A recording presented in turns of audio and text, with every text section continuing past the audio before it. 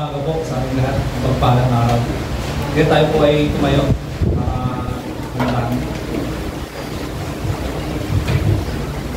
Tayo ay manalangin. Dakilang Diyos, aming Amang, dahil salamat Panginoon sa panibagong buhay at lakas na iyong pinahiram sa amin, Panginoon. Sa napakagandang araw, Panginoon, ng bawat isa ay nandito kayo upang magtipon-tipon, Panginoon, papurihan ka, pasalamatan ka at hilahin ka, Panginoon, sa aming buhay. Maraming salamat, Panginoon, dahil iningatan mo ang bawat isa na nandito ngayon, makarating na maayos at ligtas, Panginoon. At dalahin po namin, Panginoon, sa aming pag-uwi mamaya, Panginoon, daladala namin ang aral mo, Panginoon, sa puso namin, Panginoon, at may isang buhay namin dito. Lord, kami nga po ay nananalangin na mga kapatid namin hindi pa nakakarating dito, Panginoon. Hipuin mo ang kanilang mga puso, Panginoon, ang isipan, Panginoon, maging ang kanilang mga paa, at dalhin mo sila dito, Panginoon, nang ligtas, Panginoon, ang mga pagkanig ng iyong mga salita. Lord, pinapanalangin po namin ang music team na mag-aawit, mawawala sa aking pag-aawitan para sa iyo, Panginoon. Paunahan mo sila, Panginoon, maging ang magsasalita at magbabahagi ng iyong good news, Panginoon, ay hindi ikaw ang hindi kami ang makita, hindi sila ang makita, kundi ikaw, Panginoon. Itago mo sila, Panginoon, sa iyong likuran, Panginoon, upang ang mga marinig namin, Panginoon, ay aming isang buhay, Panginoon. Lord, kailangan namin sa aming buhay, paunahan mo ang gawain ito, Panginoon. Sa iyo po namin pinagkakatiwalaan lahat, Panginoon. Ito lang po, Panginoon, ang aming tanging sakot dalangin sa matamis sa pangalan ng iyong anak na si Jesus. Amen and amen.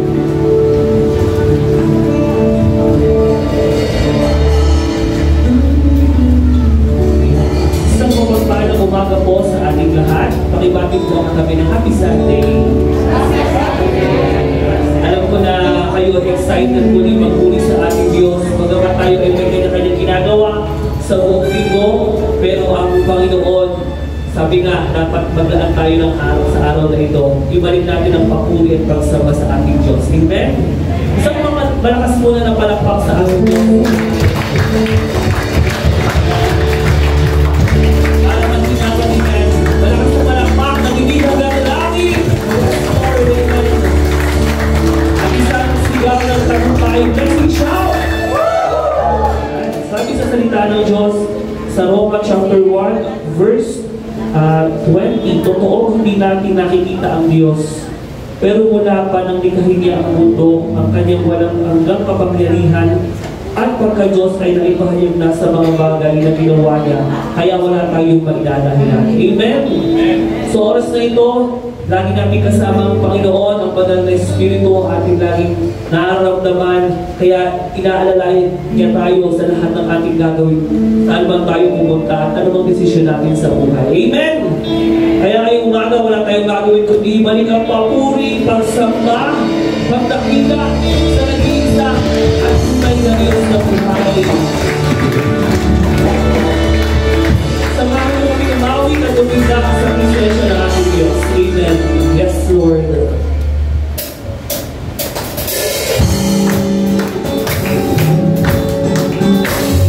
Thank you, Jesus. Mataas na palakpak para sa ating Panginoon. Thank you, Lord. Ngunit ang tapat sa ating buhay.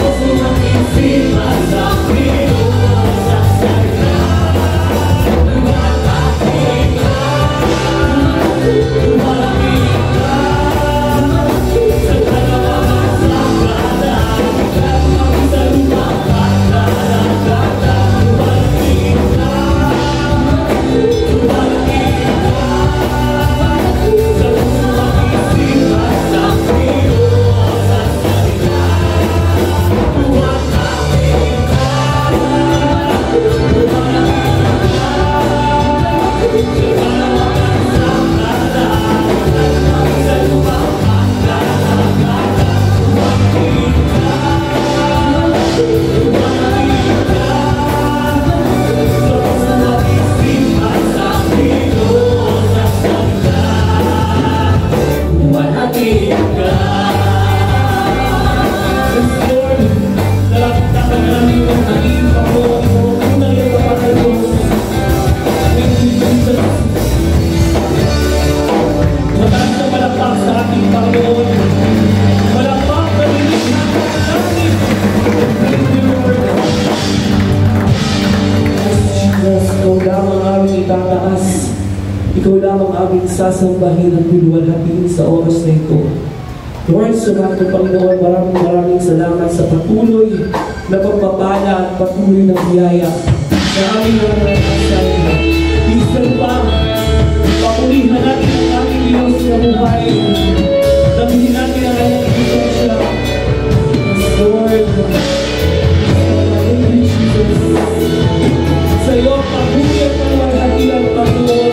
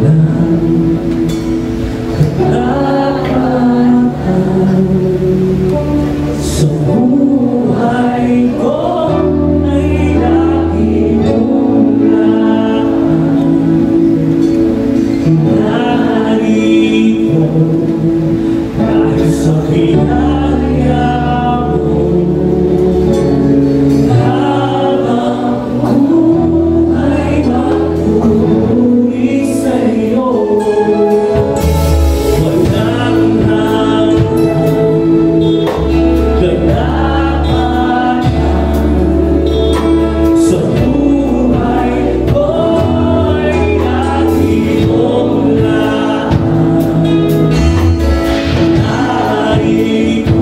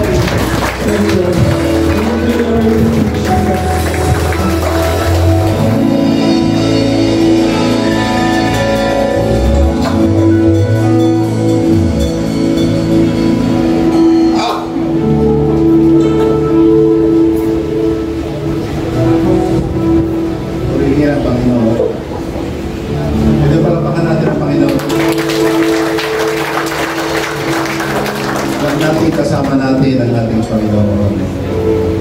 Sabi ng salita niya, kung may dalawa o higit pa nagtitipon sa kanyang pangalan, naroon siya sa ating kalagitnaan. Kaya, as we acknowledge the very presence of God, can we again clap loud to the Lord?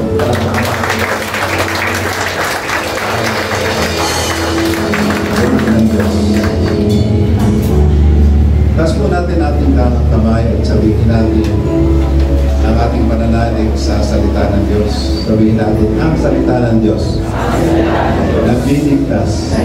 Ang salita ng Diyos nagpapagaling ng sakit at karamdaman. Ang salita ng Diyos nag-aayos ng buhay. Ang salita ng Diyos nagbibigay ng pag-asa. At ang salita ng Diyos nagpapala. Sabihin natin, today I receive the blessings in the world. One more time. Today I receive the blessings in the world. In Jesus' name, Amen. Purihin ng Diyos. Manatili po tayo nakatayo. At magbabasa tayo ng salita ng Diyos na aabutin tayo ng 2 minutes just for reading. Romans 8 from verse 1 to 17.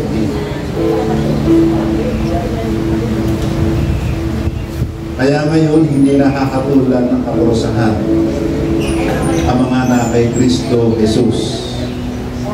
sapagkat sa pagkipag-isa natin kay Kristo Jesus, pinalaya na tayo sa kapangyarihan ng kasalanan at kamatayan sa pamamagitan ng kapangyarihan ng banal na Espiritu na nagbibigay buhay. Ang kautusan na hindi makapag-aalis ng kapangyarihan ng kasalanan sa ating buhay dahil sa kahinaan ng ating makasalanang pagkatao. Ang Diyos ang nag-alis dito nang isugo niya ang sarili niyang anak sa anyo ng isang taong makasalanan upang handog para sa ating mga kasalanan. At sa kanyang pagiging tao, tinapos na ng Diyos ang kapangyarihan ng kasalanan. Ginawa ito ng Diyos para natutupad ng kautusan ay maipatupad nating mga namumuhay sa patnubay ng banal na Espiritu at hindi ayon sa ating makasalanang pagkatao. Sapagkat ang mga taong namumuhay ayon sa kanilang makasalanang pagkatao ay walang ibang iniisip kundi ang nais ng kanilang pagkatao. Pero ang taong namumuhay ayon sa banal na Espiritu ay walang ibang iniisip kundi ang nais ng banal na Espiritu. Ang kahihinatnan ng pagsunod sa nais ng makasalanang pagkatao ay kamatayan. Pero ang kahihinatnan ng pagsunod sa nais ng banal na Espiritu ay kapayapaan at buhay na walang hanggan. Kalaban ng Diyos ang sino mang sumusunod sa nais ng makasalanan niyang pagkatao dahil ayaw niyang sumunod sa kautusan ng Diyos at talagang hindi niya magagawang sumunod.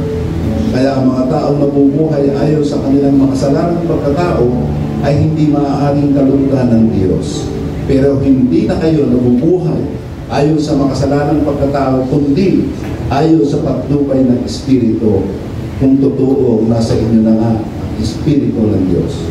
Kung wala sa isang tao ang Espiritu ni Kristo, siya'y hindi kay Kristo.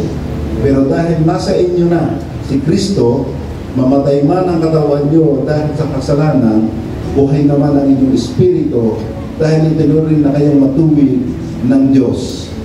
At dahil nasa inyo na ang Espiritu ng Diyos na muling bumuhay kay Jesucristo, siya rin ang magbibigay ng buhay sa inyong mga katawang may kamatayan.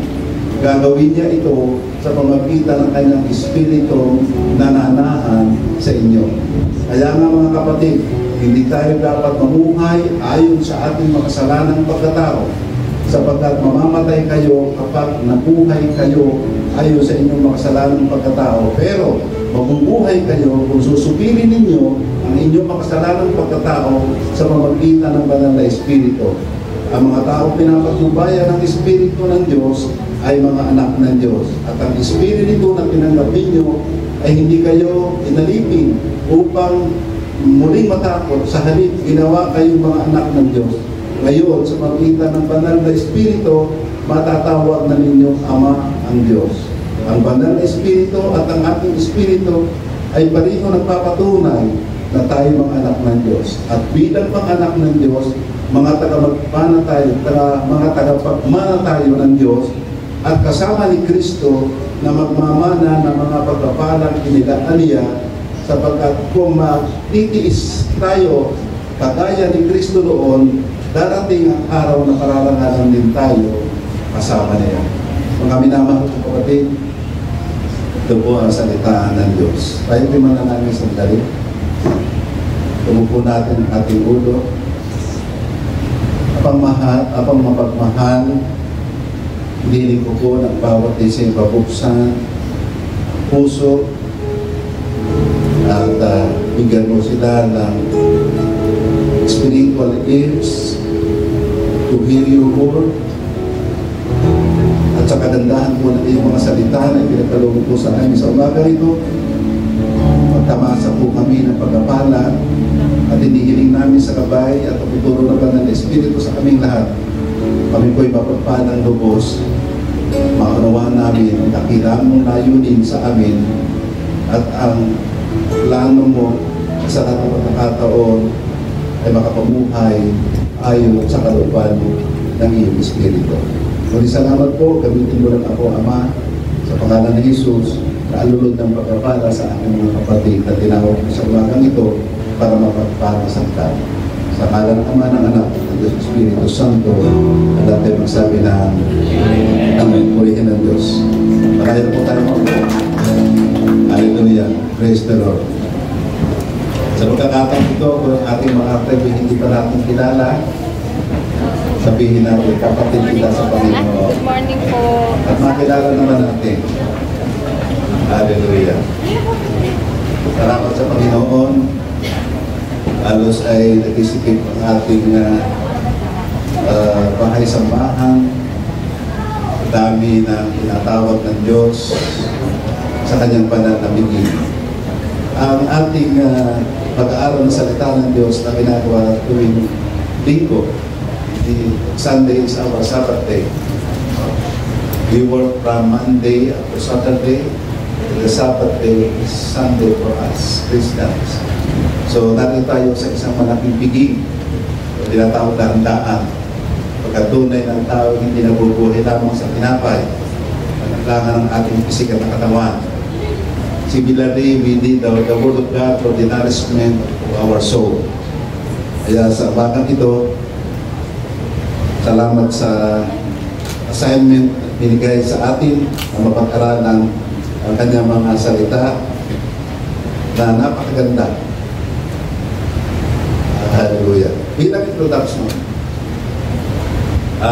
nais ko pong bigyan daan ang from chapter 1 ng Roma hanggang chapter 7 ay takasang sinasabi doon na tayo ay may kahatulan. We ought to receive condemnation. Dapat na sapagkat tayo ay we fall short of the glory of God sapagkat hindi natin kayang tumupad sa batas. Diba ba? Sabi sa Romans 3:23, lahat ay nagkasala at hindi maaring kalugdan ng Diyos. Sabi sa Romans 6:23, at ang kabayaran ng kasalanan ay kamatayan. But biglaan na namang dumating ang Romans 8:1 na nakapagtataka na sinasabi naman dito ni San Pablo na hindi na tayo kahatulan dahil sa ating mga kasalanan. There is now therefore, pag sinabing therefore, may pinagdadaanan kong muli. At ito ay referring to sabi nga chapter 1 hanggang 7, it's all about how people of God violated the law. Walang nakaabot sa pamantayan ng Diyos dahil sa ating pagkakasala at nararapat lamang tayo parusahan. Kaya sabi ni San Pablo, sa kahinaan ng ating magsala ng pagkatao, maging siya sa Romans 7:15, bakit yung gusto kong gawin hindi ko magawa? At ang nagagawa ko ay yung ayaw kong gawin. Kawa-awa ang kalagayan ko. So, now, alam din natin na tayong lahat ay nagkasala. But sabi sa Romans 8:1, kaya ngayon, hindi nakakatulan ng kaparusahan ang mga nakay Kristo Jesus. Tayo ba'y nakay Kristo Jesus? So palapakan natin ang Panginoon. Para makakanta nito. Pero tingnan natin. At yan po ang ating pag-uusapan sa umagang ito. Bakit nga ba wala nang kahatulan tayo nakay Kristo? Sa kabila ng we always miss up. Parati tayo nagkakamali. At kung babatayan yung kabanalan in the natural, na talagang tayo ay malinis na wala na tayong pagsalansang at pagkakasala, ay baka wala makapunta sa langit. Kaya sa umagang ito, ay pag-aaralan natin ng bakit nga ba tayo ay proven o sinatawag na we are not guilty anymore. At tayo ngayon ay tagalangit na. Bakit nga ba? Mayroon po ako ditong 8 puntos na dahilan kung bakit. Purihin ang Diyos. Una sa lahat, malaya na tayo sa kapangyarihan ng batas at kamatayan. Yan. We have been set free from the law of sin and death. Pero dito sinasabi ni San Pablo na yung law na yon is not yung batas, kundi translated as power. We are being set free from the power of sin and death. Wala na tayo sa kapangyarihan ng batas at kamatayan.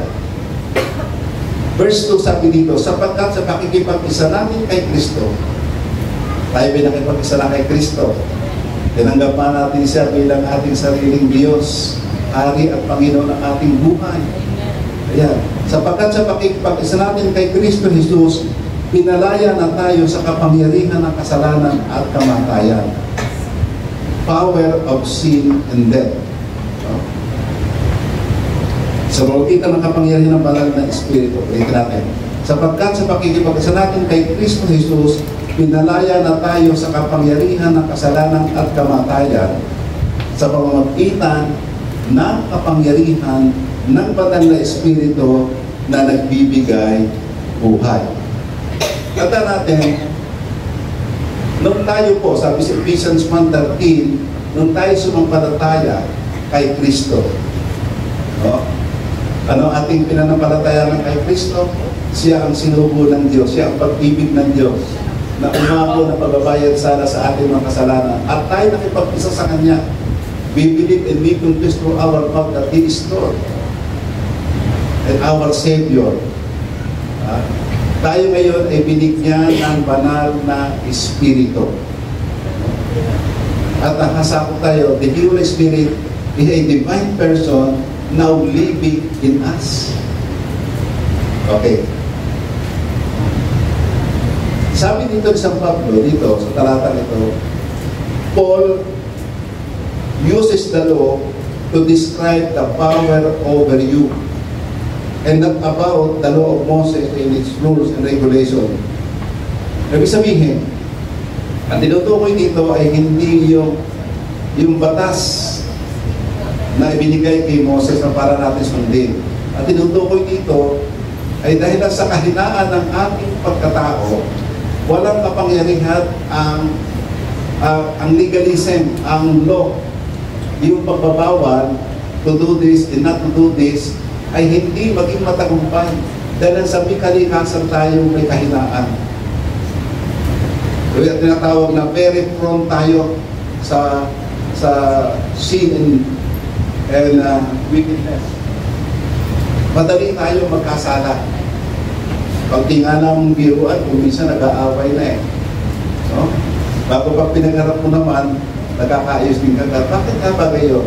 Sapagkat taglay pa rin natin yung Adamic nature natin. No? At kailangan ito ay matabunan. Matabunan. Kaya, whose power will bring us down. It is our sin nature. Yung parati ang gumagapi sa atin yung ating sin nature, the flesh. Walang iba kundi ang ating laman. Ngayon, sino magliligtas sa atin? The answer is no other than but the Holy Spirit. And the Holy Spirit, katulad na nasabi ko, is a divine person. The person of Christ. Diba? Yung John 14:15, sabi niya, sa kapakinabangan ninyo, pag ako'y umalis, sapagkat hihilingin ko sa Ama na ibigay sa inyo ang inyong tagatulong, ang helper natin, na walang iba kundi ang banal na Espiritu. Hindi natin nakikita si Christ sa ating kapanahon ngayon. But God is near. Can you say amen? Amen. God is with you. Amen. He is living in the inside of you. Nasa atin siya. The person of the Holy Spirit, the person of Christ is in us. At the time of salvation, the Holy Spirit permanently comes to live in us. Kailan tayo naligtas? Nung manalay tayo sa tinapos na gawa ng Panginoong Jesucristo. Tinanggap natin sa ating buhay, Hari at Diyos at sarili nating tagapagligtas. No? So, nung nagawin natin na sa buhay na yan, may bibigit a choice, ang salvation, ang kapatawaran ng kasalanan ay dumating sa atin, ang kaligtasan, at ang buhay, kaloob na buhay na walang hanggan, ay sumasa atin.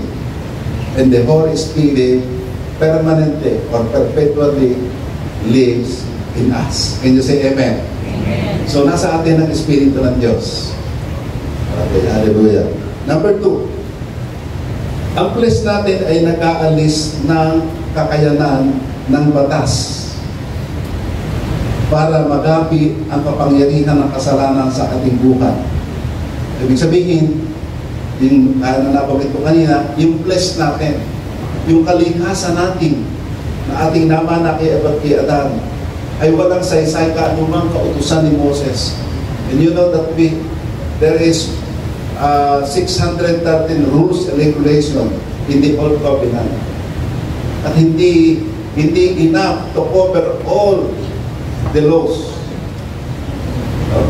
Marami pa. Halimbawa, bawal lang pag-smoke ng marijuana, bawal lang mag-drugs, wala to. So not just only 613, in many laws, hindi natin kaya sundin. And the Bible declares that if you have violated the least of my commandments or regulations, you have violated them all. At pagsakuli tayo ng bagsak. Hindi tayo makakaabot sa kaluwalhatian ng Diyos. But thanks be to God, mayroong Holy Spirit. Hallelujah. Sabi sa verse 3, ang kautusan ay hindi makapag-aalis ng kapangyarihan ng kasalanan sa ating buhay dahil sa kahinaan ng ating makasalanang pagkatao. Ang Diyos ang nag-alis nito nang isuko niya ang sarili niyang anak sa anyo ng isang tao makasalanan upang handog para sa ating mga kasalanan, at sa kanyang pagiging tao, tinapos na ng Diyos ang kapangyarihan ng kasalanan. Purihin ng Diyos. So, ibig sabihin, dinala ng Diyos, Jesus borne that condemnation so that the righteous requirement of the law was fulfilled in us by God. Not fulfilled by us, kundi fulfilled in us by God. Ang nagtrabaho para sa atin ay walang iba kundi ang Diyos, si Jesus Christ. Siya ang nagdala. No? Kasi tinan ninyo, hindi pwedeng maging kabayaran o hindi natin kaya iligtas sa ating sarili sapagkat tayo mismo makasalanan. So kinakailangan yung somebody who is sinless, bagamat si Jesus Christ ay naparito sa anyo ng taong makasalanan, pero wala siyang kasalanan. And He is eligible o nararapat siya na magbayar ng kasalanan ng iba sapagkat siya walang babayarang kasalanan. Nakukuhamaan nyo. Halimbawa, sa cooperative, halimbawa ako may utang sa cooperative, aakuhin ko ang bayad ng kapatid na Mr. X. Sabihin ni Brother D, hindi ko kayo pwede umako ng pagbabayad ng utang ni Brother X kasi kayo pang pastor ay may utang dito. So hindi ako pwede. Gayon din, si Jesus Christ, kaya pwede siya magbayad ng kasalanan ng iba, kasalanan natin dahil siya ay walang kasalanan. Wala siyang pananagutan. Can you say Amen? Amen. So wala sa daigdig nito na pwede magbayad. Dito mo ng hayop hindi pwede. No? Hallelujah. So ngayon, siya ang nagbayad para sa atin. Ginawa ito ng Diyos para ipinatutupad ng kautusan ay matupad nating mga namumuhay sa patnubay ng banal na Espiritu at hindi ayon sa ating makasalanang pagkatao. So remember this, not by our obedience, but by the indwelling presence of the Holy Spirit. Life living in the Spirit, have peace, joy, and order. So tanging ang banal na Espiritu. Kaya dito, napakahalaga, paano ka ba lumanakad? Paano ba ang iyong disposisyon sa buhay? Kung may lumanakad ayon sa gabay ng banal na Espiritu, o ang disposisyon mo sa buhay, o ang lakad mo sa buhay na ito, ay nahusunod mo ang gusto mo ng iyong sarili pakalawa. Tandaan natin, parati ang katangian na sumusunod sa gabay ng Banal na Espiritu, naroroon parati namumuna ang pag-ibig. Sapagkat ang batas ng Diyos ay only sum up to just one commandment. Kung mayroong 613 Old Covenant sa New Testament, sabi sa Galatians 5:14, hiningariyan na tayo. Galatians 5:14, sapagkat ang buod ng buong kautusan ay nasa isang utos lamang. Mahalin mo ang iyong kapwa gaya ng iyong sarili. And it covers everything. Can you say amen? Palakpakan nga natin ang Panginoon. Simple.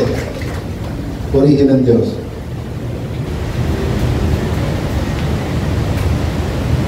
Kaya nga, sabi nga dito, who can bring a charge against you? Sino ang maaaring bumusga sa iyo? Sino ang maaaring humatol sa iyo? No? Hindi naman maaaring humatol sa atin ang Panginoong Jesucristo sapagkat siya naakusahan para sa atin. Can you say amen? May hinatulan na para sa atin. Kaya wala sa ating kahatulan kung tayo na kay Kristo. Sabi sa Romans 8:33-34, sinong maaaring mag-akusa sa mga pinili ng Diyos? Pag sinabing pinili, sabi si Ephesians 1:5, we have been predestined. Tayo raw ay pinili na even before the foundations of the world. Pinili na tayo ng Diyos. Ibig sabihin, nasa dulo ka pa ng muta, wala ka pa sa sinapupunan ng iyong magulang, kilala ka na ng Diyos. And that's the reason why we are here today. Sabagat tayo mga pinili ng Diyos. Tayo ang mga nilalang na hindi nabubuhay lamang sa tinapay. We need this, what we call, malaking piging handaan para tayo tumanggap ng pagkain. Wala iba kundi salita ng Diyos. Can you say amen? We are predestined that we are here. Pananampalataya tayo. Pwede palapakan natin ating pagsarili. Tayo pa rin makapilipit. That is written in Ephesians 5. Hallelujah. Okay. Wala rin makakahatol sa atin ng kaparusahan dahil si Kristo Jesus na mismo ang hinatulong mamatay para sa atin. At hindi lang yan, muli siyang binuhay at nasa kanang kamay na ngayon ng Diyos at namamagitan para sa atin. Kaya kung tayo naking Kristo, yan ang buhay natin.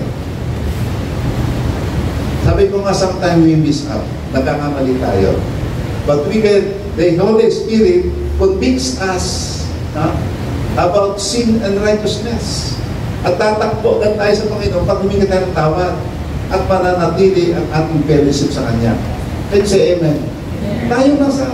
Tayong nabubuhay na ngayon sa gabay at patnubay ng Banal na Espiritu. Nagkakamali pa rin tayo. Huwag natin aalisin yan. Pero alam ba ninyo, level F, from one level to another, yung level natin tumataas ang tumataas. Para pag sa ating buhay ngayon, yes, we miss out from time to time, but alam natin na lumiliit tayo at lumalaki na sa buhay natin si Kristo. Mas nakikita na sa atin ang larawan ni Kristo kaysa dati nating pagkatao. May pagkakaiba na tayo. Can you say amen? Amen. Pwede ba sabihin natin sa ating kapatid, iba na nakikita ko sa iyo, kapatid. Bago ka na talaga. Dapat ganyan tayo. Hallelujah. Purihin ang Diyos.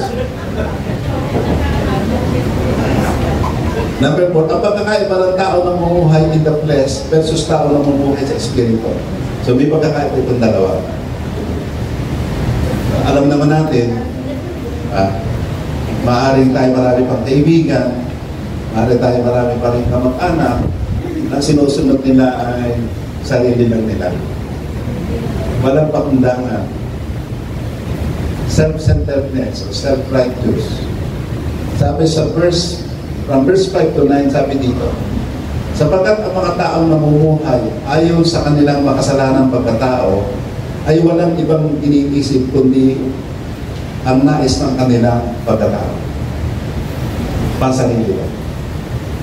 Pero, ang tao namang namumuhay ayon sa banal na Espiritu ay walang ibang iniisip kundi ang nais ng banal na Espiritu. Tayo yun. Parating may nag-guide sa atin. Pag we want to stay in the race. Parati tayo naroon nasa, kung pamisa-misa nalilisan tayo, madali tayong tumama. Sapagkat yun na ang nature natin. Hindi na namumuhay tayo sa kadiliman. Kanyo si Amen. Sapagkat ang banal na Espiritu ay tanglaw na ng buhay natin. Meron nang nagtuturo sa atin. Remember in John 14:26, John 16:26, He convicts us, He teaches us, He guides us. Hallelujah. Sabi dito, verse 6, ang kahihinatnan ng pagsunod sa nais ng makasalanang pagkatao ay kamatayan. Pero ang kahihinatnan ng pagsunod sa nais ng banal na Espiritu ay kapayapaan at buhay na walang hanggan. Ano sasabi kamatayan dito? Yung separation from God. If you are born again Christians, tayo na kay Kristo na, so we are born again. May pangalawa tayong kapanganakan. Kung dumating man, pagkatalawa kapanganakan natin, kung dumating man ang kamatayan, physical death naman. John 11:26, hindi na namamatay. Ibig sabihin, hindi tayo nakikiwalay na sa Diyos. Lumilipat lamang tayo. Iiwanan natin ang katawan luma at our soul and spirit ay nakidor, awaiting sa kanyang pagbabalik to give us a new body. Hindi na naman, pero yung pagka ikaw ay namumuhay, ang taong namumuhay sa pansarili, na wala ang Espiritu ng Diyos, hindi pa nananalig kay Kristo, pag dumating ang kamatayan, dalawang kamatayan, physical death at eternal damnation, yung total separation at directly pupunta sa impyerno. But tayo, sabi ng salita ng Diyos, kaaliwan ka agad. A picture of two places in the Bible. Si Abraham, yung nasa Abraham bosom, di ba? Yung si Lazarus, pinaalim, yung mayaman, naghihirap. Paghihin ng Diyos. 7. Kalaban ng Diyos ang sino mang sumusunod sa nais ng makasalanan niyang pagkatao. Kalaban ng Diyos. Bigat ito. Dahil ayaw niyang sumunod sa kautusan ng Diyos at talagang hindi niya magagawang sumunod. Kaya ang mga taong nabubuhay ayon sa kanilang makasalanang pagkatao ay hindi maaaring kalugdan ng Diyos. Pero, hindi na kayo nabubuhay. Tayo raw ay hindi na nabubuhay ayon sa makasalanang pagkatao, kundi ayon sa patnubay ng Espiritu, kung totoo, nasa inyo na ang Espiritu ng Diyos. Kung wala sa isang tao ang Espiritu ni Kristo, siya ay hindi kay Kristo. Hallelujah. Dahil narito, pagkat nasa atin ang Espiritu at nalibigan,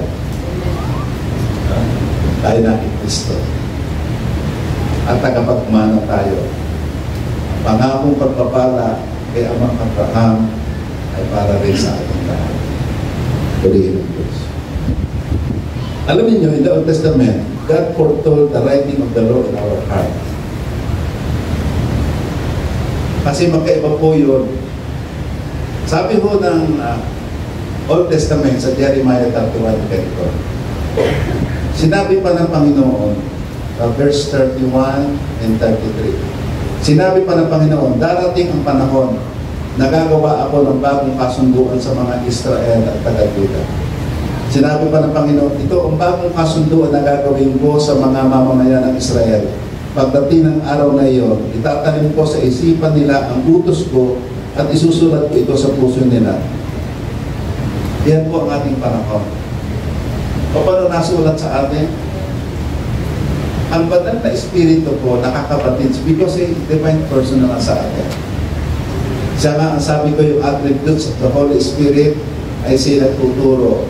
Siya ay nag-guide sa atin.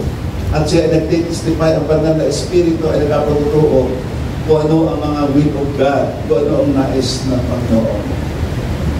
At sinasabi, may conviction sa atin kung mali o tama. We convince the believer about sin and righteousness. Itinuturo sa atin what is morally good and what is bad. Ang banal na Espiritu nakakasaligsin. Yan po nasa atin. Hindi na sa tablet of stones nakasulat.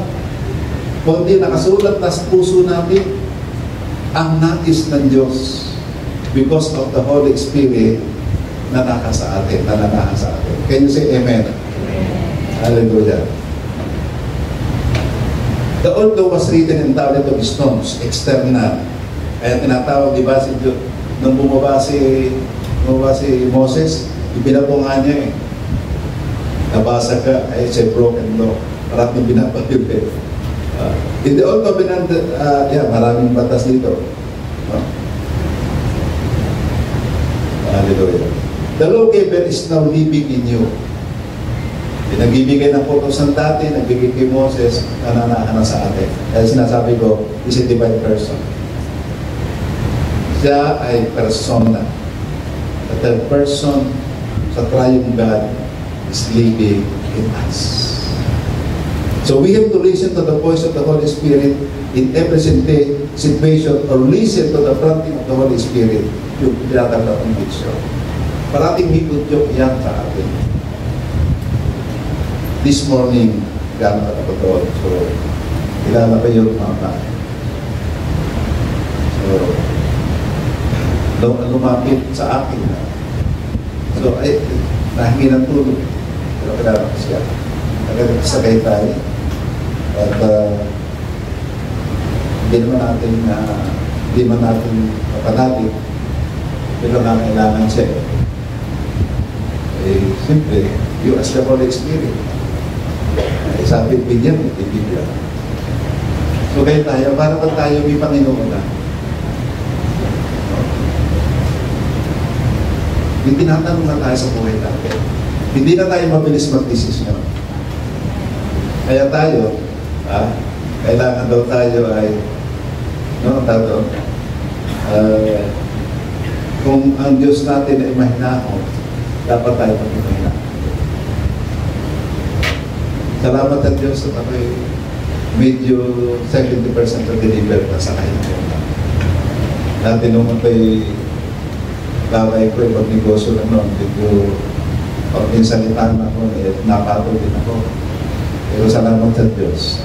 Talagang carpenter na si Jesus Christ. Carpenter ang Holy Spirit na patuloy siyang pinapantay sa buhay natin. But little by little, the Holy Spirit is tending us.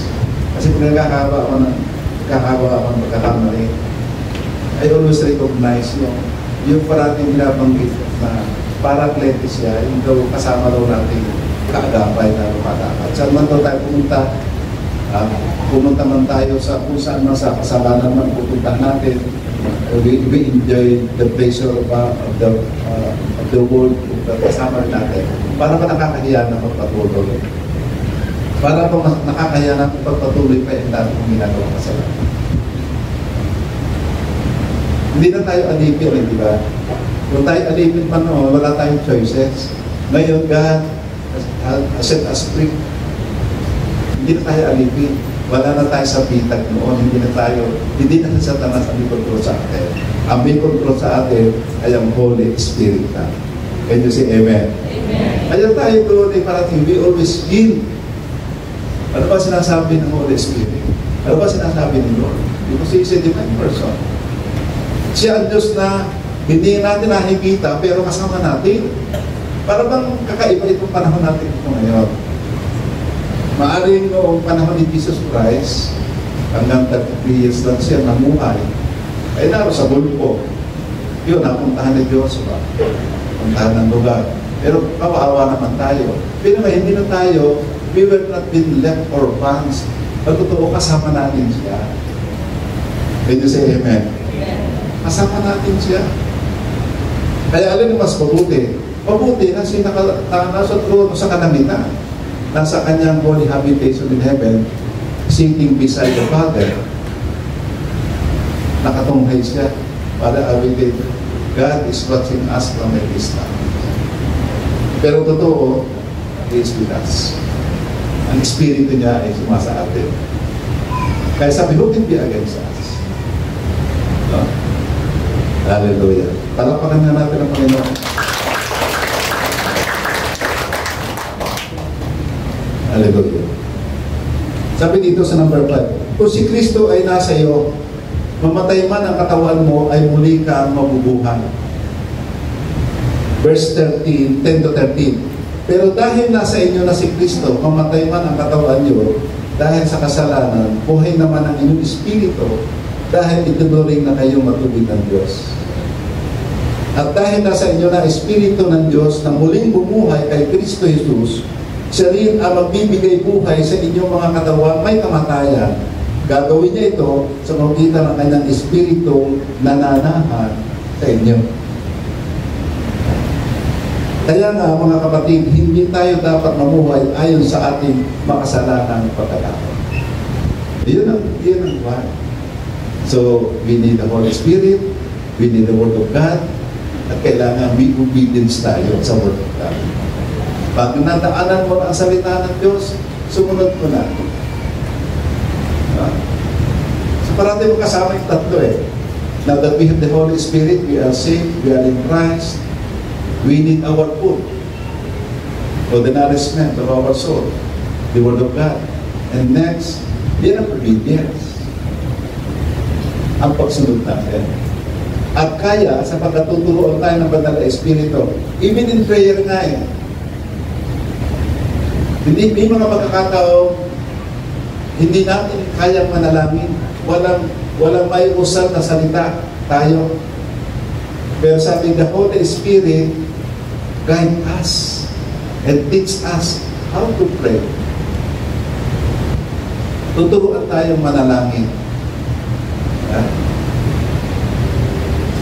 The Holy Spirit intercede between us at sa Diyos. Because we ask from the Father in the name of the Lord Jesus Christ. No? Diba sabi ni Jesus Christ, ano man ang hilingin sa mas pangalan ko, ibibigay ko. With the aid of the Holy Spirit na nagtuturo sa atin. Para maging tumpak ang panalangin natin. Hallelujah. So, again, sabi dito, pagdating ng ating Panginoon, ano ba, dumating ang ating Panginoon, no? Sabi ng salita ng Diyos, unahan mo ng bigyan ng bagong kasuotan, yung mga anak na sa ating namatay. At tayo naman bibigyan ng heavenly suit. At magkakasama-sama na tayo sa new earth and new heaven. Kaya sabi sa Romans 8, verse 18, hindi na natin sakit yun, fast forward. Sabi doon, ang pansamantalang kapighati ang ating dinadanas sa ngayon ay wala, bakit sabihin mahina yan. Kaysa ikukumpara natin sa kaganakan na naghihintay sa ating pagdating ng ating Panginoon. Pansamantala na. Pero meron pa talagang buhay na dating sa atin. Yung isang yugtupan ng buhay natin, nakasama na natin si Jesus Christ. So, na no longer the Holy Spirit, but in person, He is coming. Yung malabong pananaw natin ay magiging maliwanag na at kaharap na natin makakasama ang ating Panginoon. At darating niya, the second earth, the second heaven, in the book of Revelations. Ay ganun hinihintay, kaya nga itong creation rules, di ba nakapasin natin? Ang laon, nabalita ka gabi, i-alarm na naman ang taal. Sabi ko, okay lang yan. Nagulat nga itong may nag-alarm na sabi yung bulkan taal. Sabi ko sa akin, sa baba, mayroong rin kong para nagiging outlet na yung bulkan taal para wala nang lakas na ibibigay pa. Amen. Ayun sa Amen. Amen. Ito yung nangyayari sa kangdaon, kung hindi na ilalabas doon, baka doon ikatakot-takot na dito. Will be outlet na. So, So, that is good. Pero ang maganda nito, yung pag-asa, that is what we call hope.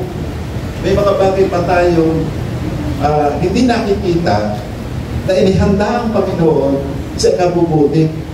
At kung paano siya paparangalan din tayo. Yan ang exciting eh. Wala nang kamatayan doon, wala nang pagbuka. So yun ang pupuntahan natin, tayo ng lahat natin Kristo. No? Kaya kung minsan, maaaring inubos natin ang panahon. Ginagawa natin ang gabi, ginagawang araw, para lamang tayo ay mag-improve ng mga bagay na mawawala din pagdating ng araw. With the twinkling of an eye, everything will become new. Pag hindi luntian, conversion pag pinakarakatan sa isang luntian, hanap ka na kung saan mananahan tayo. Di ba? Eh, siguro, yung biglaan na lang mawawala. Baka ito mga building mawawala na naman. Kaya we will be poor. Pasamantala kakalubong tayo. Panginoon. Then with it, with it, sa isang mata may mangyayaring kakaiba at ibababa sa kasama tayo. That is the picture, the second coming of the Lord Jesus Christ. Hallelujah. Kaya, ang Kristiyano ay nananabik sa pagbabalik ng Panginoon. Hindi nakatakot. Otherwise, parang nag-depicto ka na, mas gusto mo na dito. Ay ako hindi. Gusto mo makasama ang Panginoon. No? Kasi pag minahal mo na, hindi naman, alam mo, pagpunta mo na ibang bansa, para pag nagtago ka na daw, gusto mo, ayaw mo na bumalik sa Pilipinas. Nag-American citizen ka na. Ang tawag doon ay nag-depicto ka na. Nagtalor siya. Ibig sabihin, itinakwil mo na. Tayo hindi. We still hope na darating ang pagkakataon tayo dadalhin sa palagi ang tahanan ng Diyos. We are a stranger lang dito. Pansamantala lang tayo dito. Verse 6, ang Espiritu ng Diyos na tinanggap nyo ay Espiritu ng kapayapaan at adopsyon. We receive the Spirit of adoption. Sabi sa verse 14, ang mga tao pinapatnubay ng Espiritu ng Diyos ay mga anak ng Diyos. No? Yung Spirit of adoption, tayo na, because the Holy Spirit is with us, tayo anak ng Diyos. Yan ang banabahin ko sa Ephesians 1:13. No? Sabi sa 15, Romans 15, at ang Espiritu na tinanggap ninyo ay hindi kayo inalipin upang muling matakot, sa halip, ginawa kayo mga anak ng Diyos. Ngayon, sa pamagitan ng Banal na Espiritu, matatawag na ninyong Ama ang Diyos. So, the Holy Spirit ay yun ang susi para tayo ay makatawag sa Ama at makarating sa kalangitan. Sa inanda ng Diyos para sa atin. The only way to enter into heaven is the Holy Spirit. At yun din, kung sa atin Holy Spirit, malaya tayo tumawag ng ating Ama. We were been adopted. Kung ano si Christ, meron din tayo. Okay. Ito pagkapatunay. Mga nagpapatunay na tayo mga anak ng Diyos. Verse 16. Ang Banal na Espiritu at ang ating Espiritu ay pareho ng papatunay na tayo mga anak ng Diyos. Alam mo naman sa sarili mo, we are no longer sons of unrighteousness. Hindi na tayo. Ayaw na natin. Ngayon, ang bunga ng Banal na Espiritu ay gaya na pangit ko sa Galatians 5:14 ay pag-ibig. Kaya hindi sa Galatians 5:18 22. Ang bunga ng Banal na Espiritu ay pag-ibig, kagalakan, kapayapaan, kahinagunan, kabutihan, at pagpipigil sa sarili. Magkaiba yung dalawa. No? Sa mga ang laman naman, ang flesh, kahalayan, pagsarba sa distribution, pagkaingit, pagkagalit, paninugbo, walang taros na pagkasaya, paglalasin, at iba pang tulad nito. Kaya mga gawi ay hindi ka maaaring kalagdan ng Diyos. Ginagawa lamang yun ng taong wala ang Espiritu. Paminsan-minsan, sabi ko, we miss up. But hindi tayo nagkatagal doon. We always run to God and seek forgiveness. And God is rightful and just to forgive us from all unrighteousness and cleanse us by His precious blood. Ang patuloy na cleansing power of the blood of Jesus as we run to Him when we mess up. Can you say Amen? Amen. Ang galing talaga nila. Siya, nagpapakita natin. Si Lola Kaso ko sa dati, pakikip Kristano na. Naroon na. They were very true sa atin ng guest pastor natin sa Australia. Yung eternal security. Bukulan for our salvation. It's God the Father. Sino nagtulungpad noon at nagsakripisyo? It's God, the Lord Jesus Christ. At sino ngayon ang nag-seal nito at nagpapatuloy ng gabay niya? Ang banal na Espiritu. He is now the best, the very important person in this planet today. Habang wala pa si Jesus Christ, nariyan ang banal na Espiritu. Ang gabay niya. No? Ibig sabihin, kung siya ay divine person, pero siya matabi pakiramdam siya at siya ay napipighati rin. Kaya sabi, do not grieve the Holy Spirit. Huwag mong bigatiin. Nakasaktan siya. Kaya mo saktan ang Diyos mo. Kaya kung nagkakamali ng tayo, ron ko talagang sa may ko, tulungan mo nga ang banal na Espiritu. Huwag mo magawa ito. Amen. Palakpakan natin ang Panginoon. Hallelujah. 8. Ang pagdurusa ni Kristo at kaluwalhatian ni Kristo ay halimbawa para sa atin. Again, kahit tayo na kay Kristo na, hindi ang Kristiyano ay nasa labor process. Merong mga pagsubok din. No? At bilang mga anak, sabi 17, mga tagapagmanatayan din ng Diyos at kasama ni Kristo na magmamana ng mga pagpapalang inilaan niya. Sapagkat kung magtitiis tayo kagaya ni Kristo noon, darating ang araw na pararangalan din tayo kasama niya. Parating kasama yun. May mga pagsubok din tayo. Hindi man dapat tayo Kristiyano, hindi na tayo maaaring malugi sa negosyo. Malulugi pa rin. Pero, may mga nagkakasakit din. At ano sabi, sipong nga eh. Ano yung thorn of the flesh, na hindi natin malaman kung ano yung sakit niya ngayon, na 3 beses na nalangin sa San Pato, pero hindi tinugon ng Diyos. Pero nasabi na, ano sabi nila sa kanya? My power is made perfect in your weakness. Ang kapangyarihan ko ay sumasagana sa iyo, sa iyong kahinaan. Kaya sabi niya sa Pablo, I can boast on my weaknesses. Sapagkat ang kapangyarihan ng Diyos ay lalo mong mararanasan. Kaya maraming naroon na reviews natin si Lord. Tinuturuan tayo na sa lahat ng kakataon na tayo ay sumandal sa Kanya bilang ating Ama. Sa makita ng banal ng Espiritu. Here I am, Lord. Ito ang estudio namin. Yun lang naman di ba? Ano ang Romans 8:32? Ano sabi Romans 8:32? Pagkakulat yan. Romans 8:32, kung ipinagkaloob ng ating Ama sa langit ang Kanyang anak para maging kabayaran sa ating mga kasalanan, ibinigay niya ang buhay niya para sa atin. Mayroon pa kaya akong hindi kaya ibigay? Sabi ng Panginoon, Romans 8:32. Hindi naman gawin natin eh. At tutulungan tayo ng Holy Spirit. Kaya, if you are aware that the presence of God ay nasa atin at kasama natin, dili ko pa ba ang daan natin? Padala na ng paglipo natin. Hindi pa rin tayo perfect. Nakatutok ang ating paa sa mukha. Pero maniwala ka, padala ng pagkakamali. Can you say hallelujah? Ganyan yun eh. Kaya paganda ng paganda. Isang araw ako'y nasa isang kaibigan na pumanaw. nakita ko yung grupo namin. Ang bati nila, hindi raw ako tumatanda, pero wala naman buhok eh.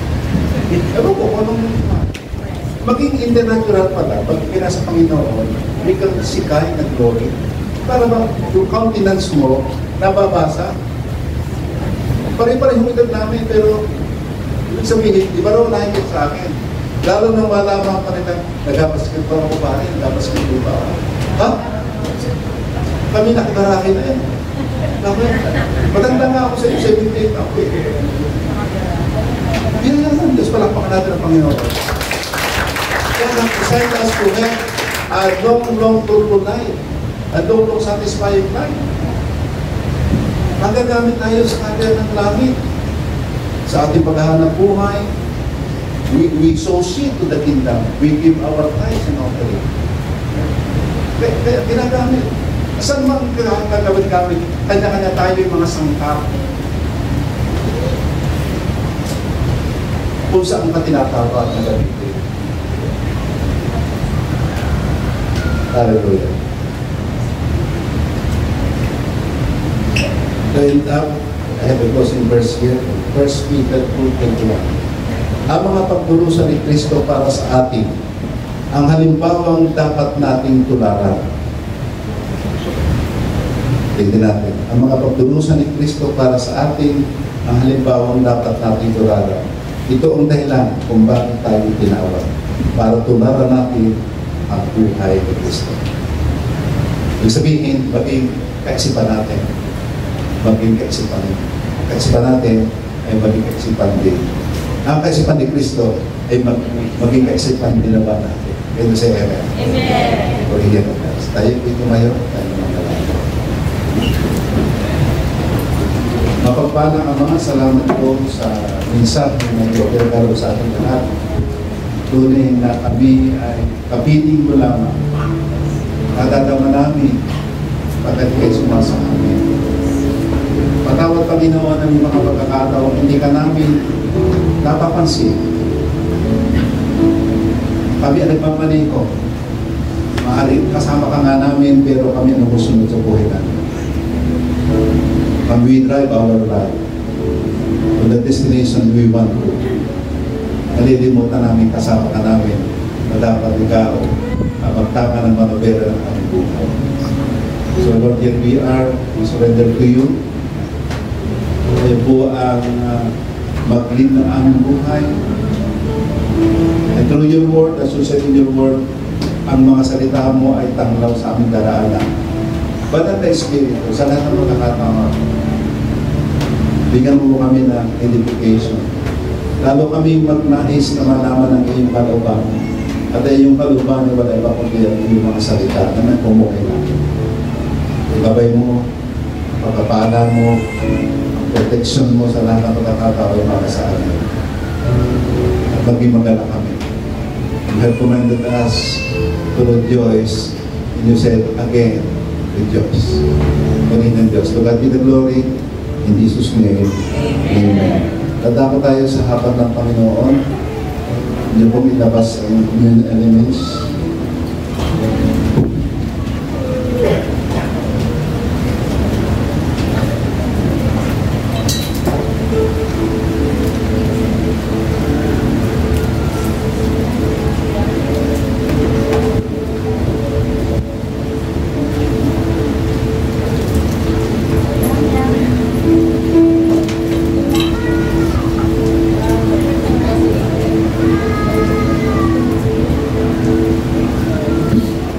Purihin ng Diyos.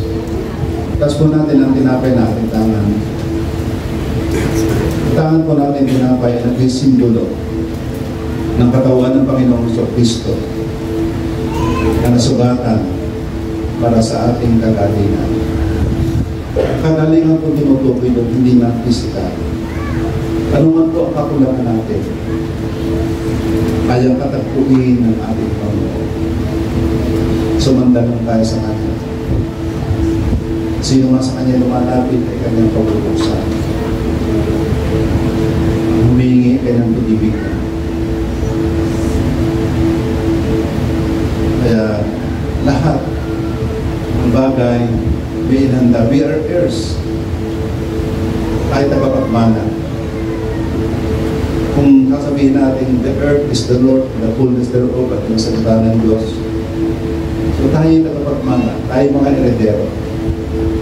Imulat lang natin ang katotohanan.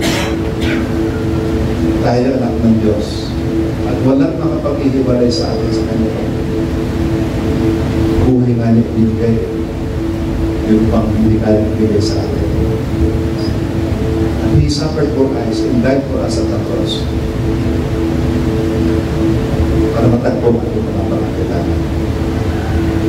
Dating missing natin po.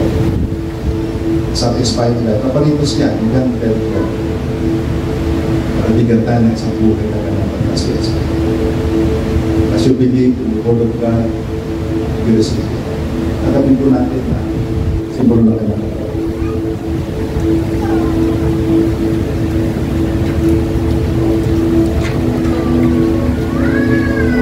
Ang pag-ato, ang pagbabayad sala ng ating Panginoon sa krus ng Kalbaryo, sa ating pananampalataya, sinunod ng ating mga dati na si Aiden,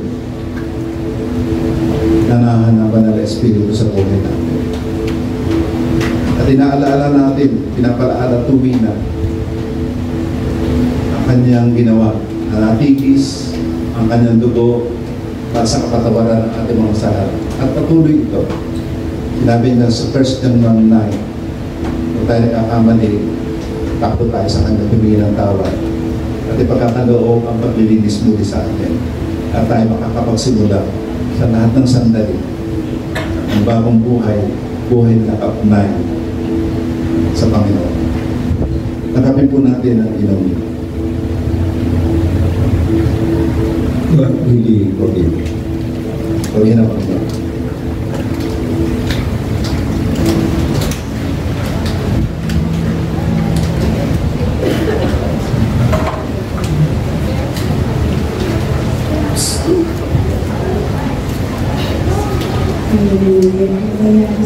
Amen. Purihin po ang Panginoon.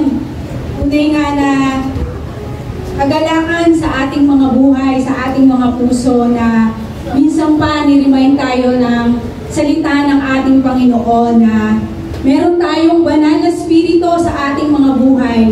At ang banal na spirito na to, sino siya? Siya ang tumutulong sa atin upang sa bawat araw ng ating mga buhay, tayo ay lumakad ng may kabanalan sa ating Panginoon. Amen po ba? Amen. Sige po. Lagay na po natin ang ating mga kamay sa ating pong mga dibdib. Sasambitin na po natin ang ating pong covenant ngayong umaga. Kami ay nagpasya. Kami ay nagpasyang magmahalan bilang magkakapatid. Ang isa ay para sa lahat, ang lahat ay para sa isa. Ang lakas ng isa ay lakas ng lahat. Ang kahinaan ng isa ay kahinaan ng lahat. Kami ay nagpasyang magtulungan sa hirap at ginhawa. Ang bawat isa ay hugutan namin ng lakas. Kami ay nagpasyang sama-samang lumago bilang mga anak ng Diyos sa pangalan ni Jesus. Amen. Makakaupo na po ang lahat. At ngayong pong umaga, meron po tayong mga visitor o guest. At pag tinawag ko po ang inyong pangalan, maaari po bang tumayo si Sister Giselle Amador at si Sister Sheila May Rito po o Nito? Rito. Yan. Sige po, nasaan po sila? Parang hindi po alam. Ayan, nasa baba daw po. Meron pa po ba dito ngayon lang po nakadalo ng ating pong gawain na hindi po nakapaglista sa ating pong registration? Mukhang wala naman po. Ayan, pwede po bang extend natin yung ating mga kamay sa ating pong mga kapatid? Nandun po sila sa bandang likod. Mga kapatid, ating pong i-bless ang ating pong mga bagong kapatiran ngayong umaga. Papanalangin po namin kayo. Panginoon, maraming pong salamat sa aming pong mga bagong kasama sa araw na ito. alam ko, Panginoon, na mayroon kang layunin kung bakit sila narito ngayong umaga. Panginoon, ang dalangin ko sa kanilang mga buhay, na pagpalain niyo po ang kanilang mga buhay, Panginoon, ang kanilang pamilya, Panginoon. Salamat, Panginoon, na tulungan mo sila, ano man yung layunin ng kanilang puso, Panginoon. Hayaan mo, Panginoon, na ito ay inyong tulungan at pagpalain, Panginoon. At bigyan sila, Panginoon, ng biyaya na nagmumula sa iyo, Panginoon. Alam ko, Panginoon, na hindi po aksidente yung pagkapunta nila dito ngayong umaga, Panginoon. Kundi ito, Panginoon, ay simulain, Panginoon, upang sila, Panginoon, ay patuloy na makalapit sa iyo, Panginoon. Marami pong salamat, Panginoon. Pinagkakatiwala na po namin sila sa inyo. Ito pang aming panalangin sa pangalan ni Jesus. Amen. Makakaupo na po kayo. Dako po tayo sa testimony. Meron po tayong kapatiran na magte-testimony ngayong umaga. At tinatawagan ko po si Sister Judy. Nasaan po si Sister? Ayan po. Good morning po.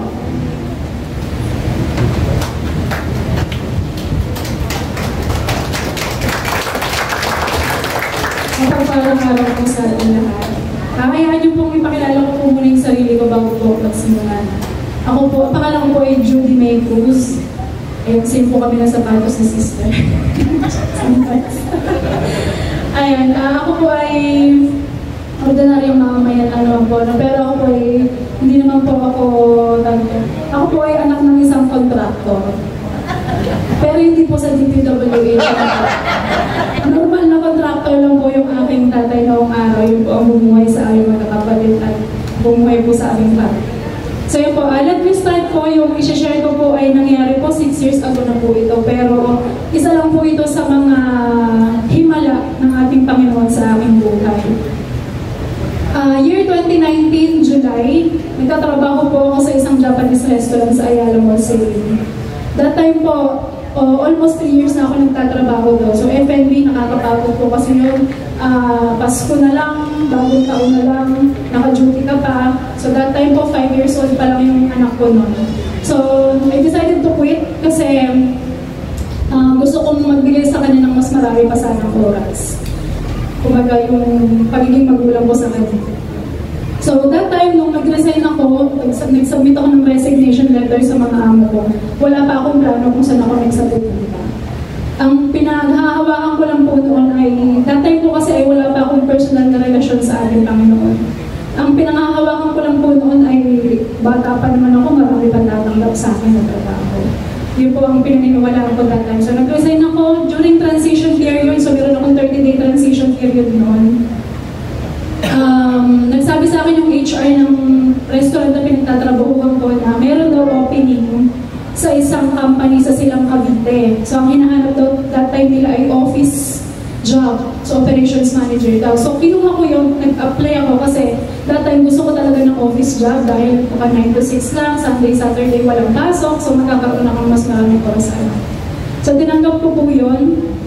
Fortunately, by God's grace, natanggap po ako.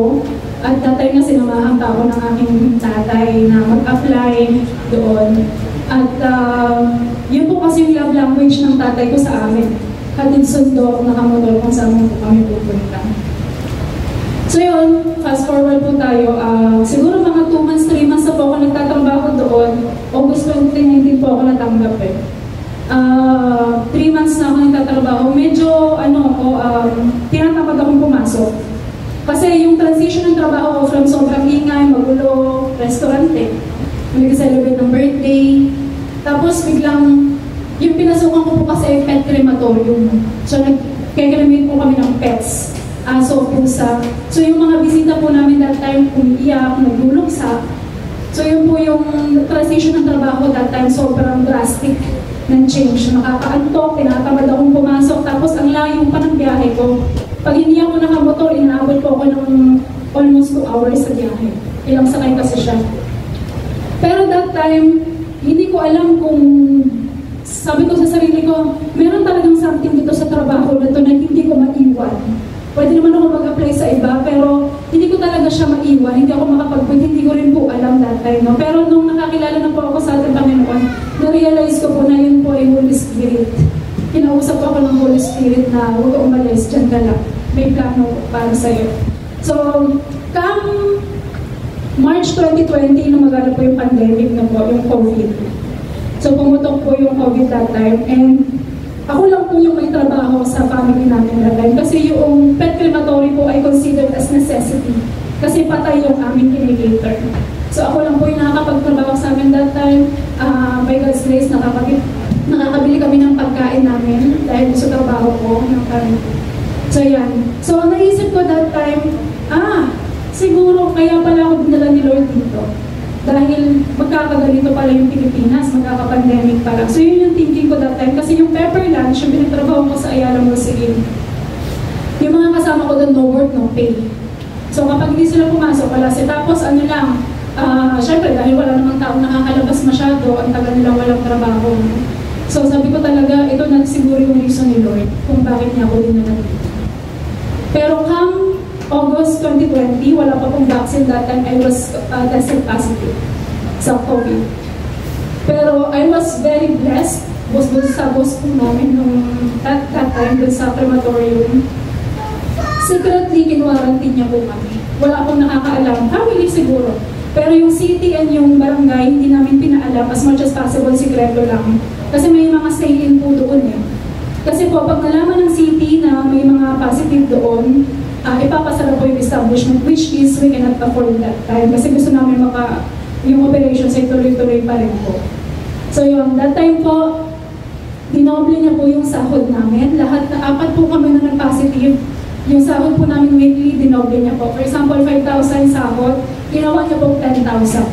Ang reason niya po sa amin, 5,000 para sa'yo, whatever you want to buy for yourself. Another 5,000 para sa family mo. Para daw, ang poproblemahin na lang daw po namin ay magpagaling. Yun lang po yung sinabi niya sa amin. So, another, na naman sa akin yung sabi ko, kaya pala talaga hindi ako umalis dito eh. Kasi ganito pala nangyayari sa akin.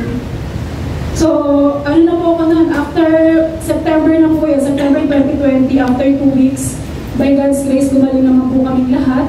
Naka-uwi na po kami. Pinagpahinga pa po kami ng boss namin ng 1 week bago bumalik sa normal namin trabaho.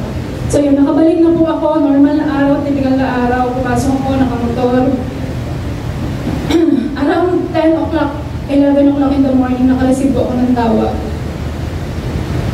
na umabot po sa buhay ng pamilya namin. So, nakaregister sa telepono ko ay sa mama ko po. Pero nung sinagot ko yung tawag, ninang ko po yung sumagot.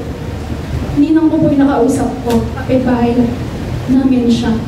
So yun, sabi niya, May po kasi yung aking nickname. May, uwi ka. Huwag kang mabibigla. So yung parang, sabi niya parang na huwag mabibigla. Medyo natigilan na ako naman. Huwag kang mabibigla. Si papa mo at saka si Joyce, yung kapatid ko, younger sister ko po, ay na-aksidente daw. So that time, umiiyak na agad ako. Sabi ko, iniwan ko na yung trabaho ko, masok ako sa loob. Sabi ko, Ninang, kasi na-aksidente sila sa Indang Road po. So hindi ko po alam sa iba, pero that time po kasi kapag ang nababalitaan kong aksidente ay nangyari sa Indang Road or silang Cavite, silang highway, laging malma. Hindi po ako sigurado pero ganun po at laging patay. Yun po yung mga pangyayari ng mga panahon na yun. So ang tanong ko po agad sa ninang ko ay, Ninang, buhay ba? Sabi niya sa akin, oo, may buhay. Basta umuwi ka sa PMC, nandito kami. Umuwi ka na ngayon. So, normal pa. Medyo kaya ko pa noon. Dahil dati gusto ko pa, magdadrive pa. Dapat ako nun eh. Pero, yun, at nakuha ko na yung attention ng mga kasama ko sa trabaho. Saan ka pupunta? Sabi ko, umuwi ako. Na-aksidente daw yung tatay ko at saka kapatid. Sabi niya, may isang nagpresenta na ihatid niya ako pagdadrive na ako kasi papami yung parang medyo tatay-tatay namin doon. So, sabi niya, ihatid kita. So yun, nagmotor kami. Habang nasa the whole ride, I was praying to our Lord. Pero that time kasi wala pa akong relasyon sa kanya. So ang prayer ko, Lord, kung kukuhanin mo na yung tatay ko sa amin, I will understand. Kasi ano na po siya that time, 52 or 51 na siya that time. So, ang prayer ko po that time, kukuhanin mo na si Papa, matatanggap ko na po. Pero, kung pwede po sana, yung kapatid ko, ipahiram mo ba siya sa amin? Kasi 21 years old lang po siya that time. So, 30 minutes po, around 30 minutes ang biyahe, nakarating ako sa TMC. Ano na po yan, 11 o'clock na. Parang isa na po sa pelikula, ano po. Nakita ko yung nanay ko po at saka yung panganay ko pong kapatid nasa labas ng emergency room.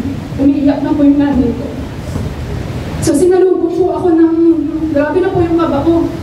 That time, sinalubong ako ng dalawang taga-barangay hall sa amin, ng tao sa barangay hall. So sabi niya sa akin, inapod niya sa akin yung kwintas ng kapatid ko, parehas kami, kasi binigay niya sa akin yan. So same kami tatlo ng mama ko.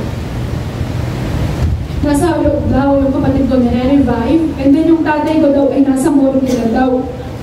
So that time po ay, hindi ko pa po maproseso, hindi ko matanggap. Sabi ko, bakit po nasa morgue? Paano po wala na? Hindi ko maintindihan yung sinasabi niya. Pero, hindi ko po muna inintindi yun kasi ang sabi nila, nire-revive daw po yung kapatid ko. So lumabas yung doktor, ang sabi po sa amin ay, yung nanay ko po ang kausap. Ang sabi po sa amin ay, nanay, siyam na beses na po namin ni-revive yung anak ninyo. So, parang nanghingi sila ng permission na gusto pa ba namin itry ulit. So syempre gusto namin itry, ano po. Sabi ng doktor, sige po, last na, pang-10 na po kasi ito. Kung hindi pa po mag-respond yung pasyente, tama na po kasi nahihirapan na daw yung patid ko.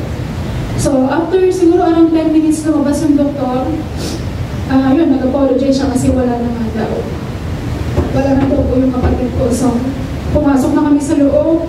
Yung pong mga eksena sa pelikula talagang totoo po pala yun. Ano po, kasi nung nakita ko po yung kapatid ko nakahiga sa higaan ng ospital, para lang po siya natutulog. Praise God, dahil po hindi nabali ang katawan niya, walang naputol, buo po siya, walang halos dugo, konting mga sugat lang. Pero yung injury niya po kasi sa loob ay sobrang pong tindi.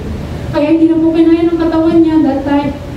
Yun nga po, pinawin sila sa amin ni Lord. Ano po. Nung panahon po na yun, dahil hindi pa po ako nakakakilala sa ating paloob, kinwestiyon ko po siya ng sobra-sobra. Bakit? Kasi napakabata pa po ng kapatid ko. Nagsisimula pa lang mangarap, pero yung plano po kasi ng Panginoon na hindi naman natin maiintindihan.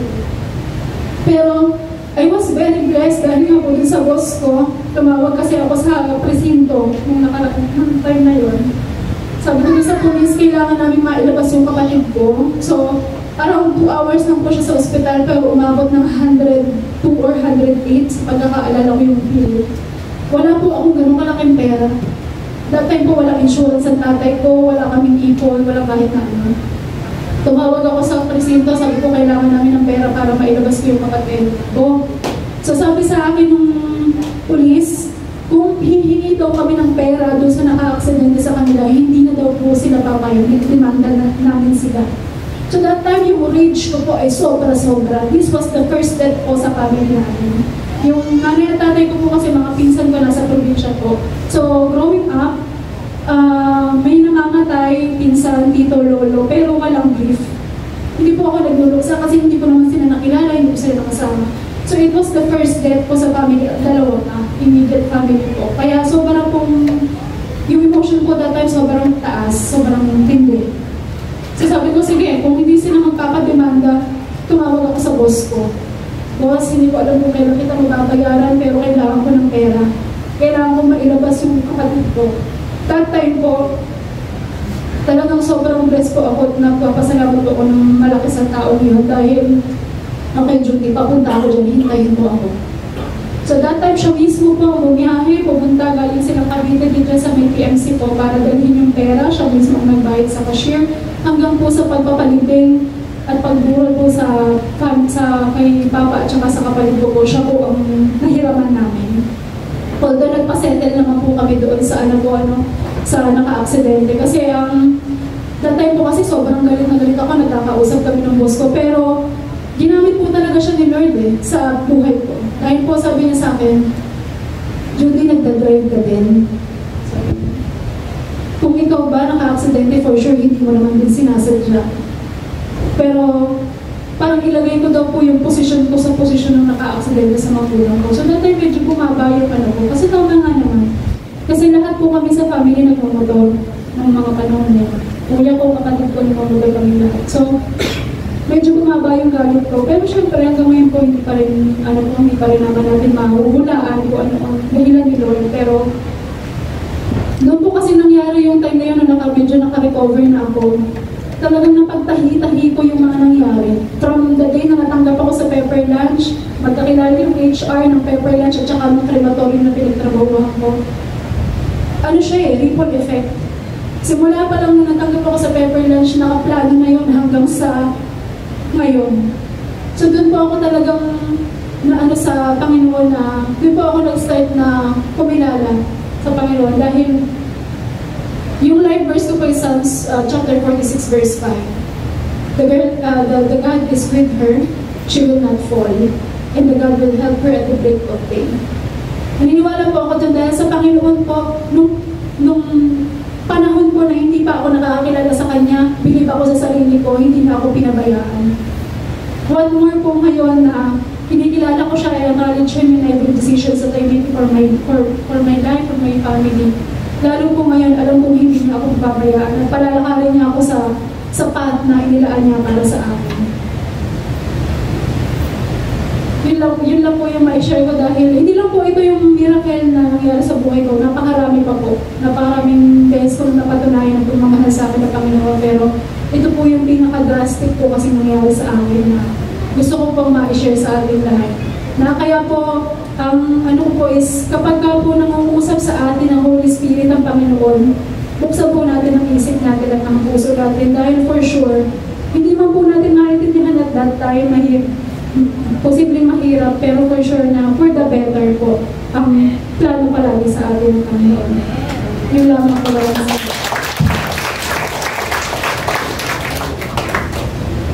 Thank you, sis. Totoo nga po, God is good all the time. Minsan hindi natin maunawaan kung ano yung plano ng Panginoon. Pero ang Panginoon ay talagang mabuti kahit na alin ko lang as. Amen po? Proceed na po tayo sa ating pong mga announcement. Community Life Formation every Tuesdays, 5:30 p.m. to 7 p.m. Sunday school po natin every Sunday, 9 a.m. to 11 a.m. ages 14 to 12 years old. Ang ating pong prayer hour every Friday at 5:30 to 7 p.m. Ang ating pong Sunday worship service, dalawa pa rin po, every morning at 9 to 11 a.m. and every evening 7 to 8:30 p.m. Host a prayer, home prayer meeting to your family. Ito po yung ating HPM para po sa bawat pamilya. At meron po tayong guide sa ating po every group and prayer.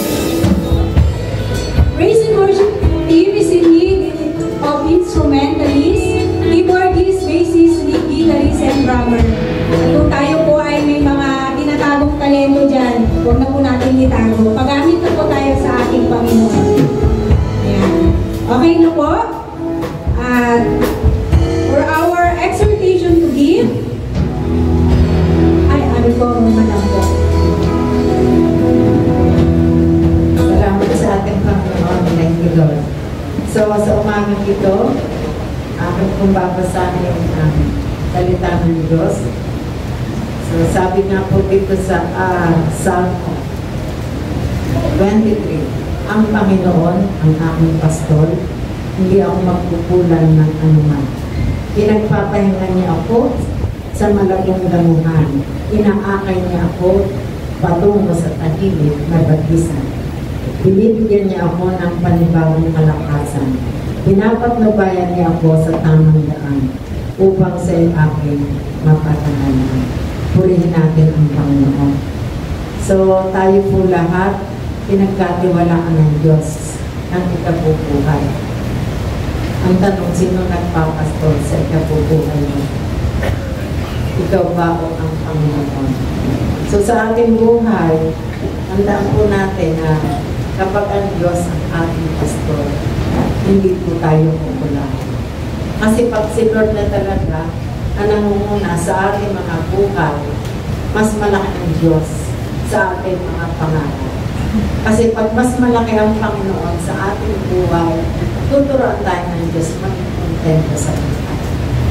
Ang pinakamayaman daw taong kontento. At naranasan ko po yan dahil sa mahabang panahon ako po'y nagtatrabaho ng matagal sa Batangas City. May mataas na po ko rango, pero iwanan ko.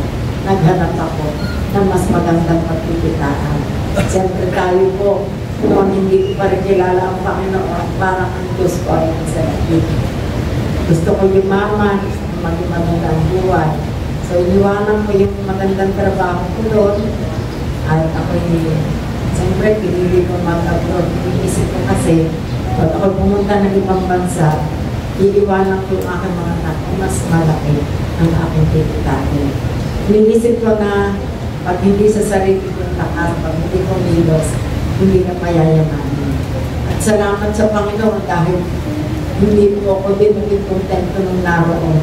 Na-realize ko na hindi sa lahat ng pagkakataon ang pera ang number one sa buhay. Kasi hindi hirap mo na malayo sa pamilya, homesick, hindi ko kaya yun. Kaya ako'y umuwi. At salamat sa Panginoon pag uwi namin ng Pilipinas, doon tayo unang nakakilala sa Panginoon. Pero ng gawain sa aming bahay at doon ko na-realize na kailangan talaga ang Panginoon ang number one sa buhay. At nakita ko na kapag ang Diyos talaga ang pastor ng iyong buhay, talagang tuturuan ang maging kontento. At lalo na po nitong kami pinasa ko na bankrupt, tapos nakupunta kami sa Mahogany. Ako yung taong, kahit may business na hindi, kung saan hindi ako naging kontento sa aking pwesto. Hanap ng hanap ng hanap ng kung ano-ano. Pero sa ngayon, dahil kung ang Diyos talaga na ang malaki na sa ating puso, sa ating buhay, magiging masaya sa kung ano man ang iyong hinahawakan. So dahil po diyan, kasi nakita ko na hindi sa ganda ng pwesto, kasi dati ang ganda ng pwesto namin. Pero nitong huli, nagpalit ang palengke, napupunta sa amin mga pwestong hindi kung titignan mo wala si Lord, mawawalan ang pag-asa. Pero nakita ko na siya talaga ang totoong pastor. At siya ang provider. At lalo na po kapag sa ating buhay, ina-acknowledge natin na tayo walang magagawa kung wala siya. Nakita ko po na kapag ikaw ay tapat na nagkakaloob sa gawain ng Panginoon, hindi ka magkukulangan ng Diyos. So kung ang hinihingi mo ay ganyan, ibibigay ng Diyos higit pa sa iyong inaasahan. Dahil ang Diyos na talaga, kung hindi kontento na, pastor mo siya, Lord, bahala ka na sa business ko, bahala ka sa buhay ko. At nung dati, Lord, kailangan akong magsipag, kailangan naranasan ko araw-araw, uwi ko, mas 4 na galing Divisoria. Pero salamat sa Panginoon, kailangan pa na talaga ang Diyos talaga po unahin mo sa inyo. Kaya purihin natin ang Panginoon at doon ko natutunan na pag kumita ka, talaga nakaset aside na ang para sa gawain ng Panginoon. At totoo, we live by the promises of God. Pag ikaw ay nagkaloob, palagi kong sinasabi at bibigyan na ang Diyos ang magpapalik nito sa iyong buhay. Siksik, higit, at umaan. So, purihin natin ang Panginoon. Let us have a life na surrendered para tayo makapagparanami sa ating Panginoon. At alam ko po na sa ating pagkakaloob, maraming tao ang makikinabang. Maraming tao makakarinig, maraming tao magiging kontento sa kanilang buhay. Maraming tao ang liligaya ang buhay kasi makikilala nila na ang Lord ang nagdaman sa ating buhay. Kaya salamat at alam ko po ang Panginoon talaga tunay natin, Pastor, at hindi tayo pagkukulangin ng ating Panginoon. So let us all pray. Thank you, Jesus. Hallelujah. Ama namin Diyos, kami po'y lumalapit sa iyo na may kababaang puso. May kapakumbabaang puso. Sa sandali ito, we acknowledge na wala kami magagawa kung wala ka. Ito ang may-ari ng aming buhay. Ito ang may-ari ng aming negosyo. Ito ang may-ari ng lahat sa daigdig na ito. Kami po nilagay mo upang gawin mong good manager ng lahat mong pinagawa sa amin. Salamat po, Panginoon, dahil kami po ay mga anak mo, tiniklaim namin na ang pangako mo ay ito.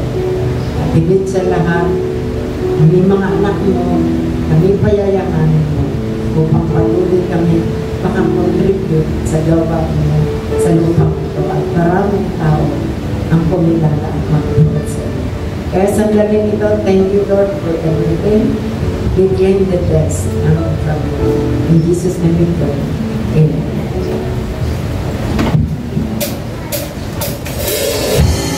Magbigay po tayo ng may kagalakan at muli tayo po ay magpuri at magsamba sa ating Diyos. Amen. As Lord,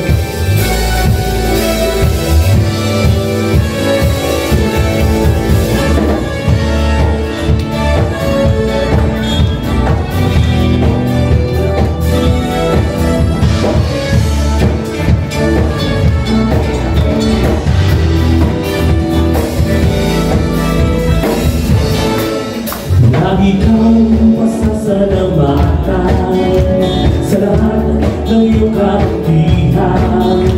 Muling kita, sasayawan kita, sa presensya mo ako'y magsasaya.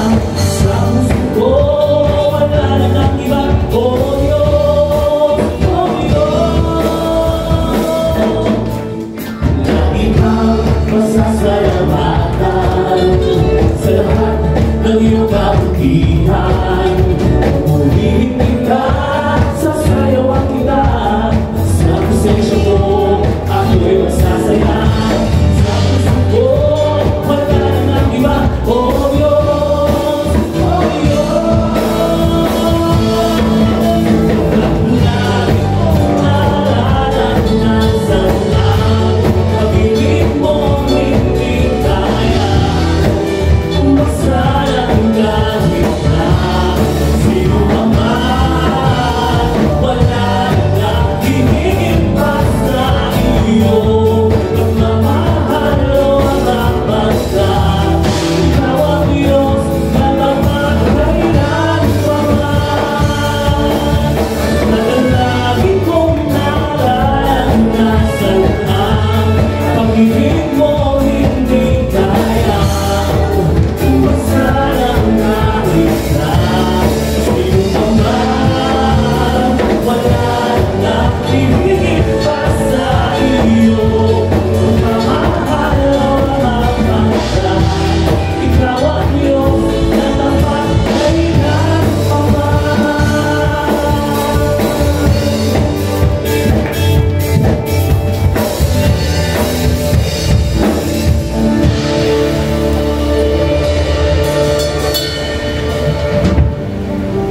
Sabi ho ng salita ng Diyos sa Ephesians 3:20, ang Diyos ay makagagawa ng higit pa kaysa ating hinihingi o pinapangarap natin sa pamamagitan ng kapangyarihang nananahan sa atin.